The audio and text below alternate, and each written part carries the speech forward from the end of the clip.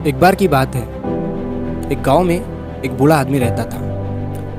वो बूढ़ा आदमी अपने बेटे से बहुत परेशान था, क्योंकि उसका बेटा बहुत ही नालायक था, कामचोर था। वो कोई काम नहीं करता था और बस गांव में इधर से उधर घूमा करता था। तो एक दिन उस बूढ़े आदमी ने अपने बेटे को सबक सिखाने का सोचा। उसने अपने बेटे को अपने पास बुलाया और उससे कहा कि बेटा, घर के अंदर अलमारी में एक घड़ी रखी हुई है, तुम उसे निकाल कर लाओ। लड़का घर के अंदर गया और उस घड़ी को बाहर निकाल कर लाया। फिर उसके पिता ने उससे कहा कि अब तुम एक काम करो, इस घड़ी को अपने साथ बाजार में लेकर जाओ और जितने लोग भी तुम्हें मिलेंगे सबसे तुम इस घड़ी की कीमत पूछ कर आना। अब वो लड़का उस घड़ी को लेकर बाजार में चला गया। उसने बाजार में सभी लोगों से उस घड़ी की कीमत पूछी। किसी ने उस घड़ी की कीमत 500 बताई, किसी ने 1000, तो किसी ने 800। सभी लोगों ने उस लड़के को उस घड़ी की कीमत अलग अलग बताई और कई लोगों ने एक जैसी।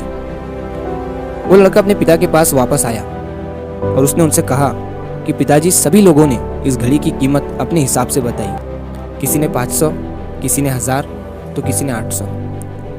अब उस बूढ़े आदमी ने अपने बेटे से कहा कि बेटा ठीक है, घड़ी को तुम अलमारी में रख दो और जाओ। अब अगले दिन फिर से उस बूढ़े आदमी ने अपने बेटे को अपने पास बुलाया और उसे फिर से अलमारी से घड़ी लाने को कहा। लड़का फिर जाता है और अलमारी से घड़ी निकाल कर लाता है।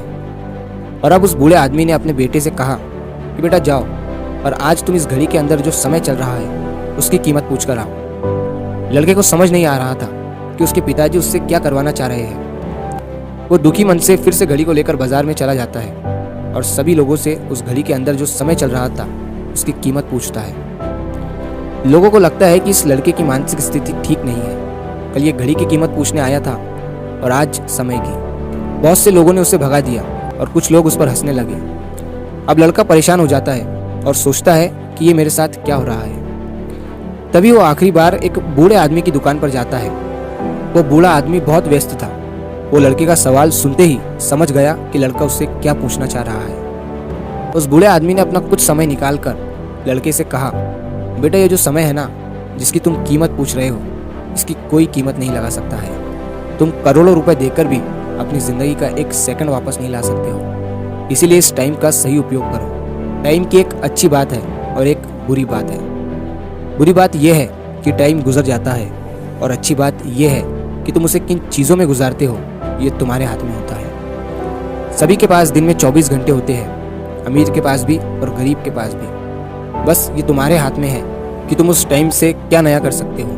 तो अपने एक एक पल का हिसाब रखो कि तुम उन्हें किन चीज़ों में उड़ा रहे हो।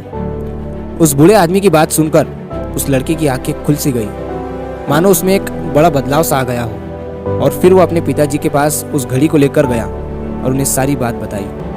और उस दिन के बाद से उस लड़के की जिंदगी बदल गई।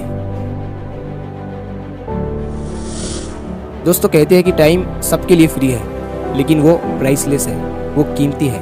तुम उसे खरीद नहीं सकते, लेकिन तुम उसे इस्तेमाल कर सकते हो।